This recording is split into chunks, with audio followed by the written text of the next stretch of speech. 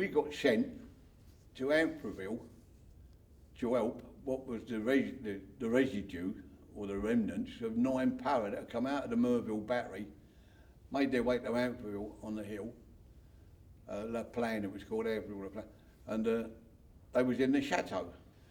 We get to the Eckhard, as it's called, the crossroads at the Eckhard, and we got, by this time, we got Wesley left and Ponsford, the officers.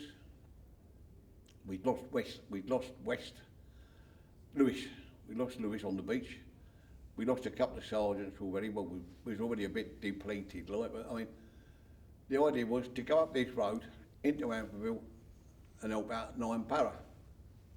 Right. So we dumped our bloody mortar bombs, dumped our bikes. Everybody that wasn't loaded up, prepared for battle sort of thing, very briefly. And that day I wasn't carrying my Bren gun. I was carrying a rifle.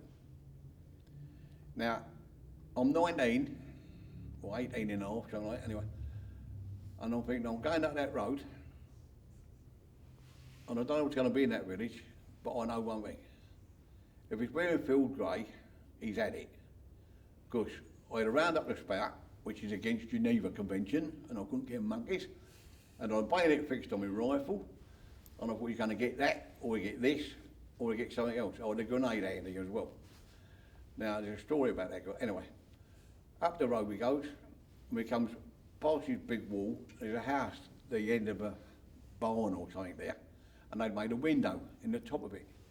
And as we come up the road, these people watch that side, these people watch that side, you know, and you leapfrog. Anyway. And as we get to the top of the road where it bent slightly to the right, everybody's looking at that ruddy window, and we saw the muzzle end of a Mauser KO 98. The bloke didn't know what he was doing because it come out and he should stay back, not display itself. And before it could fire, boom, everybody sort of hit that window. The rifle fell out. We don't know what happened to the bloke behind the right. The rifle fell out, that was that. And then we come round the bend and walked straight into a Maxim. You know, a Russian Maxim on wheels, which they got down from Russia, I suppose. As we come round the corner, it opened up. Now that man as well didn't know what he was doing, because if he'd have waited 15, 30 seconds, he'd have had most of the freeze troop in the open. But he opened fire too soon. Now, the bloke on the left-hand side was Ozzy Osbourne, and he was carrying a Bren. He's come round the left like that. There was a small entry to a door, only about, that deep. He got in there, and there's the blokes over there, where that post office was, with a Maxim flying down where we were coming up. Ozzy's over here, he got the angle, just blew him away with a Bren gun. Then he come back, but we'd lost Wesley, Les Hill, Abbott, Arnott, Dean, all down. Now, besides carrying that rifle, what they gave me that day was a secondary first aid kit to carry as well. Now, Bill Garrett, our medical man, was still back on the beach.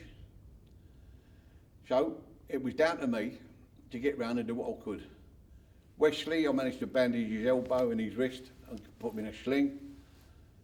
Abbott was still, he got his leg off from there, and he's still laying out in the road. Dixie Dean got it in the guts, and he died in my arms.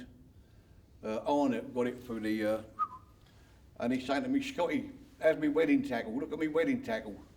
And I'm saying to him, drop your trousers, how can I see it? Anyway, this is it. And he drops his trousers, and I looked, I said, no, you're all right, mate. It's gone right the side, you know, your wedding tackle's all right. I said, I can't bandage you, know, hold this pad, get out of it. Les Hill got it in the head, and he was the only bloke in the troop at that time wearing a helmet. And he wrote me a letter afterwards, told me why, because it was going clang, clang, clang on his bike. And he got the bullet between his berry and the helmet. If he had that helmet like down without the berry, it had gone in there. But it took a groove right through the top of his head. You could put a finger in it, you know, and he come walking back, trailing his Thompson. He was gone, you know, couldn't do that, we just walked down the hill. And